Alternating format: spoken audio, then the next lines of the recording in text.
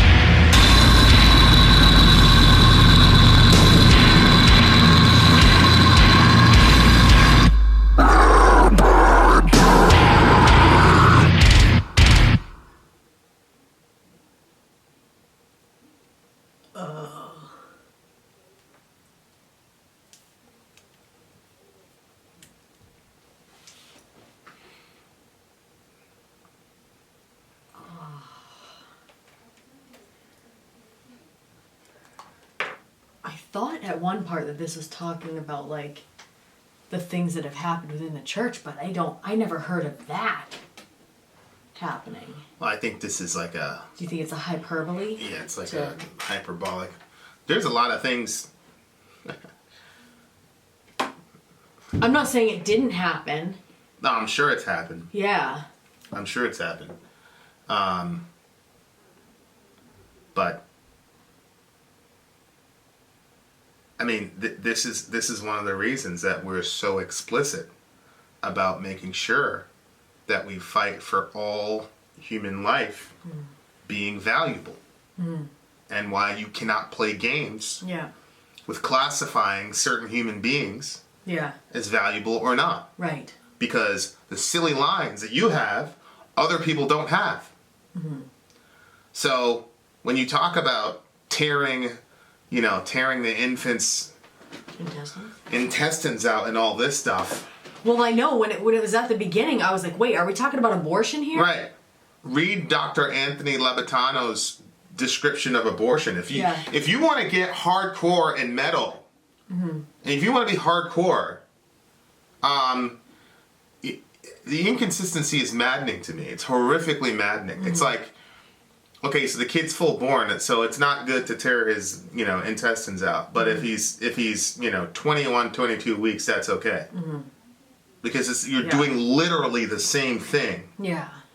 And, at the end, the last line where he says that you pull the arms and legs off, and then you press down, you use the silver clamp and press down on the skull until it collapses and there's a white substance that seeps out. This was the baby's brains, he says. It's like, this is a horrific song. But it's like, you left the door open. And then you've got, psychopaths like Francesca Minerva, who, I'm going to put the link in the description, and somebody needs to read her paper. Yeah. Newborn infants don't have a vision of the future. Right. They don't know what the future is, so killing them does no harm to them. Well, okay. You want to play games. People... Yeah. On the other hand, so that's my criticism for the radical secularists who would listen to this song and be, freaked out. On the other hand, I was talking to somebody yesterday, and I love him. It was a Village person. And they were... just one more thing. I sent somebody, who I love dearly, I sent somebody a description of an abortion. From, it was about 15 to 20 weeks, because that's where he put his arbitrary goalposts. And it was a very graphic description of what they're doing to these kids. And he goes, I feel you're just doing that for emotionalism. Yes. Yes, I am. We have emotions for reasons. Yeah. God almighty.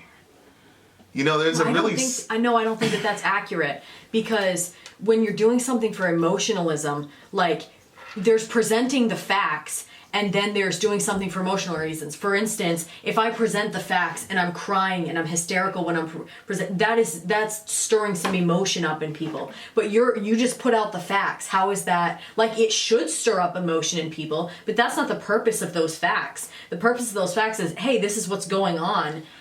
It should strike emotion, but the facts are, But that's not emotionalism to put out horrific facts. Yeah, I don't have a problem with emotionalism because I don't worship the faculty of reasoning as the only way to ascertain what the truth is. Yeah. Because people can manipulate our reasoning in millions of ways. Yeah. That's why the Allied troops had the German citizens walk through Bergen-Belsen and Auschwitz. Yeah. That wasn't an argument. Right. That was emotion. And all these people running around talking about how human empathy is axiomatic. Mm-hmm. Sure.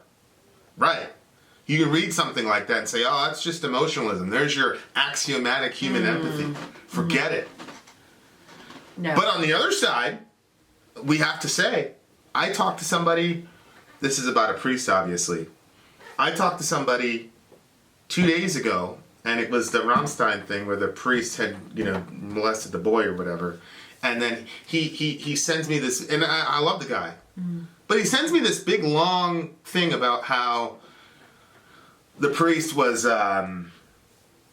priests are pretty much just as likely as anybody else in a position of authority, a football coach or whatever, to molest a kid. Mm-hmm. And I'm That's what he's saying? There's a report that says that. Oh. And that it's just as likely? Yeah, a priest is just as likely to, it's the football, your football coach, you leave the gymnastics teacher, they're all the same. And my thing was, I don't care. No. You are saying that you are the Holy True Church on the earth. Yeah. You're saying that you're in persona Christi, that you embody Jesus Christ in a way that not even regular Christians do. Mm-hmm. So you shouldn't be at the level of the gymnast. To the point where people can make songs like this. Yeah. Like this is, of course, I'm sure if I talked to these guys and I would say, do you think your average priest does this? He would say no. But this is a hyperbolized way of putting in full relief. This is the evil and the destructive nature of what these men of God have done to people for hundreds of years. Yeah. I just think... And it's like, it's just like this whole defense, I've heard it so many times. This whole defense that, you're just as likely. Like, come on, man. Mm-hmm. Like, when has that ever been a biblical ethic? Let's be as offensive as everybody else. And that's really an argument. Mm-hmm. Like, it's insane to me. Yeah, that's crazy. Like, songs like this, people should say that's ridiculous. But you know what? Anybody looking at the song, there's nobody in our audience that would say, a priest would never do that. Mm-hmm. Nobody. Mm-hmm. Because and I'm saying we, because we're Christians, we've tolerated it so much. All these sexual deviancy where you're preying and feasting yourself on sexually vulnerable people. Yeah. Now it's come to the very, edge of,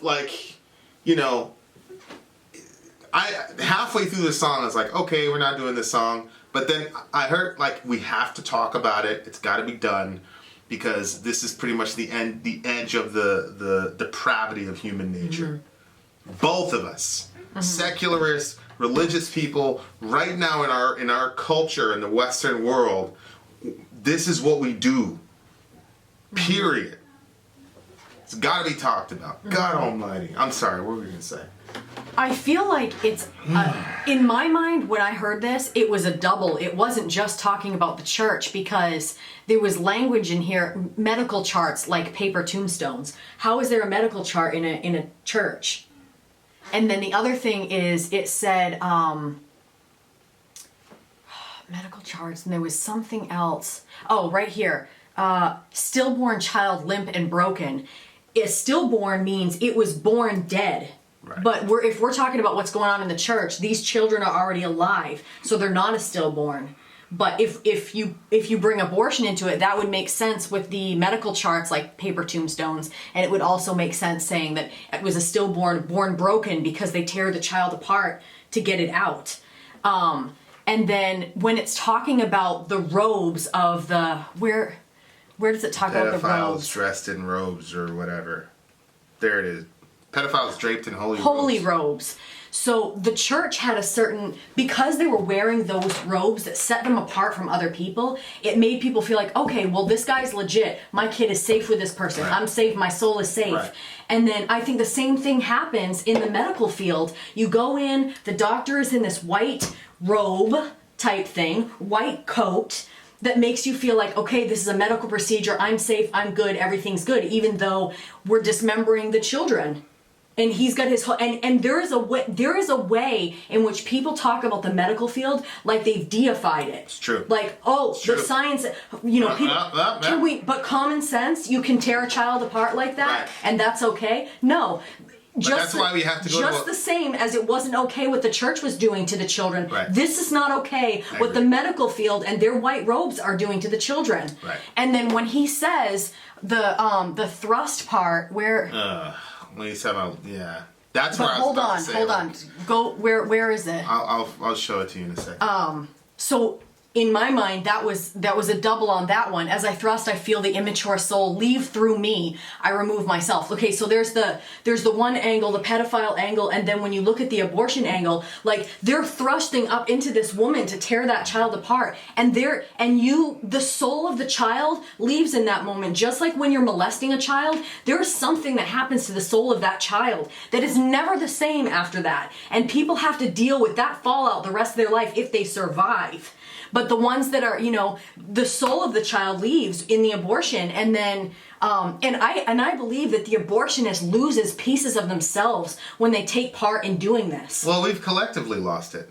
Yeah. If you can read about what's happening, if you read about what's happening to all these kids and these priests and they're moving around and all this, and then your response is, and I'm not talking about this specific person, because I already made reference to this in the Nergal video. But if you can hear about all this stuff and all these kids' lives being completely wrecked, ruined, and then the lives of the people in their gravity ruined, and your immediate response is to say, well, I mean, it's just as bad as a football coach. You lost something. Right. And if you can read what I just said, squat, like I'm going to crunch down on this sofa clamp that's got teeth on the edge of it and completely collapse this kid's head. Right. And if you could just look at, you lost something. Right. You're losing it. Think about too, like what you're saying as far as the gym teacher thing. Like you're saying you're comparing what a gym teacher would do with what a holy man in robes would do. Right. And the same thing I think is true because you hear the argument all the time. Well, if we close the abortion clinics, women are going to go down alleys and they're going to use coat hangers and stuff like that. But you can't compare the two. You can't compare the back alley person that's going to use a coat hanger with the medical person in the white coat with that authority. is supposed to save lives. Right. With authority. And the Hippocratic Oath initially said, I'll not administer any abortion. So it's worse when somebody in a medical gear saying that they have a PhD and saying that they carry moral authority. Yes. Yeah, they do. That's totally different, and and I just don't see how, like, I am the first person to judge the church for what has happened on molesting children and not protecting children and all of that. Like, that enrages me, and I do not agree with that at all, and I think that it's wrong, and I think we should be the first ones to stand up and say, this was happening, and probably still is in some places, and it's wrong, and it needs to stop. But the same is true with the abortion, the abortion thing. Are we going to protect children or not? Right. That's the thing. It's like, be consistent. Right. Be consistent. Either you care or you don't. Right. You care the kid's intestines are being dragged out of him, right? Or you care that his skull is being crushed, right? But don't act all right. But it's the same thing with Christians. It's like, the abortion's terrible, but you're kicking water jugs over on the border. Right. It's like you're calling they're these okay people, with letting sand glow. Yeah, you're good with nuclear freaking warfare. You're good with. It's not our kids. Yeah, it's not our it's like the hypocrisy here and on both sides is insane. It's absolutely insane. Yep. And it's true. It's like right winger Christian Catholic whatever, they care about the kid when it's born. I mean before it's born, and then when it's born it's like screw you buddy. Yep. You're on your own. Yep. And then left-wingers, they don't give a damn about the kid before it's born, but after it's born, then it's all this, and it's all this bloviating and self-righteous bullshit, to be honest. Yep. It's insane. But this is terrible. Very, very disturbing song. I'll never listen to it again for the rest of my life. I don't even want the song in the background when we're talking. Yeah, that's fine. But, like, it's like... I was really, literally, babe, halfway through, I'm like, we're not doing this song. And then I just No, I felt like it was very important.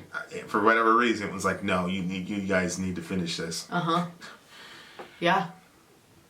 It hurts, man, because I know somewhere this happened to some kid over and over again, somewhere. You know, and people's minds, if you don't think that there's like some higher principle of evil, like, in the world, like, there's some really dark intelligences out there. What is this guy? This guy in one of the bands that we reviewed, the Man of War guy, got arrested for child pornography and all this. It's like, you know, there's a reason that there are certain battles that I don't fight at all. There's things that people say that I just don't even respond. You know, there's a whole host of things that we could go after, but the way that we treat illegals, people who are weaker than us, people who are vulnerable, people who are below us on the power scale. We've been consistent from day one. Those are the people that we focus our energy and risk subscribers for. Because what are we doing? Right. There's no cowards over here. Right. Golly. We gotta figure this out, man. We really, really do. I hate the song. I hate the lyrics. Sonically, what it was sounding like. Musicianship-wise, though, God Almighty. I hope that they have other songs with different topics because I friggin' loved. The name of the band is Infinite Annihilator, babe. I'm not sure. Probably not, but I loved the vocals, the instruments, the energy that was coming out on this song was friggin' yes. Relentless. But it was like start to finish. Yeah, it like. I could work out to this type of music. Like, this has put some energy, man. I really, really... I was like, wow, what a terrible subject for such a freaking awesome Somebody tell us what genre of metal this is. Yeah, because I love it. There was one part, the drumming part, when I'm like, this is, like, unhuman. Like, it was just like... It was like a mega super duper blast beat or something like that. I was like, whoa, these guys are mega talented. Mega talented. Yeah, sonically, this was... Probably this, you know, like there's some songs that like leave you tired. Like if you were at a show, you know, it's just like start to finish. It was definitely no question. They were badass as far as being able to communicate sonically. But man, there's one more part that I wanted to point out too, which was. We'll find a way to rape your spirit. Whoops, hold on. Don't scroll. Scroll up, please.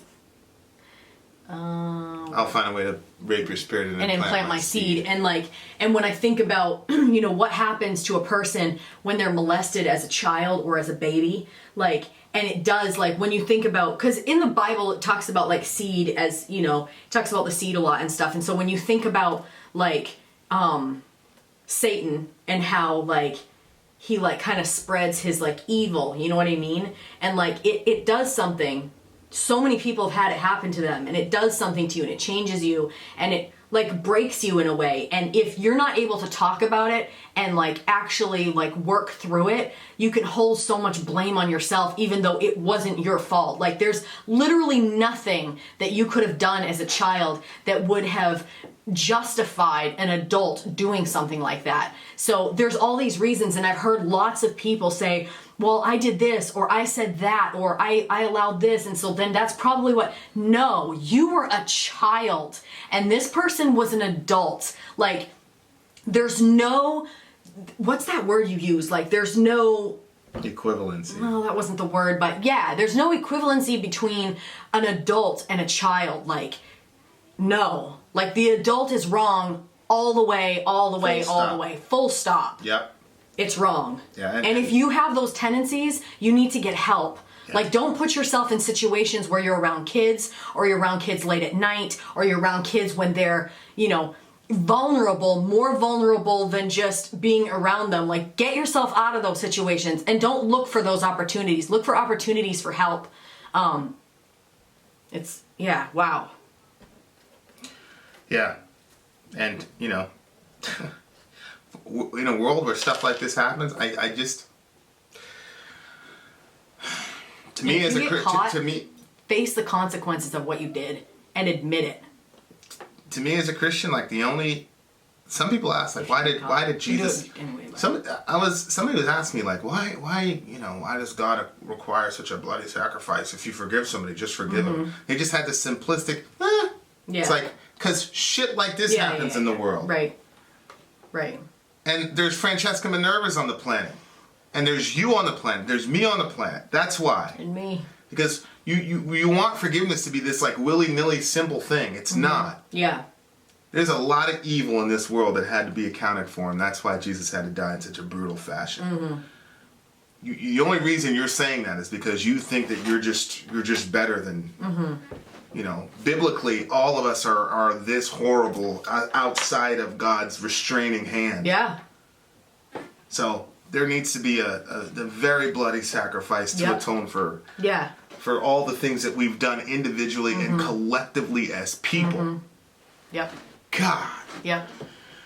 All right. And it sounded like a sacrifice. Like they put something that kind of had a sacrifice sound to it, to what was happening to the child. Do you remember that part? I know. But anyway, like I was thinking about how, like with abortions and stuff, and how like a lot of times children get sacrificed on the altar of somebody's career. Well, he said specifically how it's going to change your body, because it does. It changes your body, and there's positives to the change, and then there are negatives to the change. Harvested for pleasure and greed. Yeah. And then when you think about when they were selling, like I don't know if they're still doing that. They were selling. Well, I mean that's contested, but I mean we don't even need to go there. The woman was eating her salad talking about it. How is that contested? Well, yeah, they'll contest anything. But the primary reason for why abortions are committed, people always want to appeal to like this less than 1% of 1%. Yeah. The primary reason is economic. Right. Facts. Yeah, the rape cases are less than 1%. Yeah, they're less than 1% and 1%. It's such a disingenuous argument. It's like the facts are they're mostly same thing economic. With the life of the mother and stuff like that. Yeah. Like mostly economic decision. Facts. Yeah. And the people that bring that up are still fine with people having economically induced abortions. So you're just not being honest. But yeah, I mean, we got to take a long, hard look at ourselves. Look, if you've had an abortion, I believe that Jesus died a bloody death to atone for your sin, and I think that I believe that everybody in the right situations would have done horrible things that they have not done because they've been kept out of those situations. I think that we're unbelievably dark and terrible, capable of unbelievably dark, terrible things. And so Jesus died an unbelievably dark and terrible death to atone for it. And when I look at stuff like this, I just look at the cross. I'm like, this is the only solution, man. There's no, I'm so, like, imagine somebody did this and you found the guy. Like, does I'm sorry work here? Right. So anyway, that's where we are. That's my opinion. I love everybody. So, yeah, it was a very frustrating song. And I was very angry. And, I'm not going to hide that. By now, everybody knows who we are as people and what we believe. But ideas have consequences. Absolutely. And sometimes it's fun to play around and joust and have fun. But ideas have consequences. I am going to post Francesca Minerva's article. Read it, please, one of you, and listen to her reasoning. What do you give the song? Not really, listen. It's an important song. Yeah. Important song. I'm not rating it, but very, very, very important. All right. Forgiveness for everybody who wants it. Starting with us. All right. Vin out. Sori out. Gone.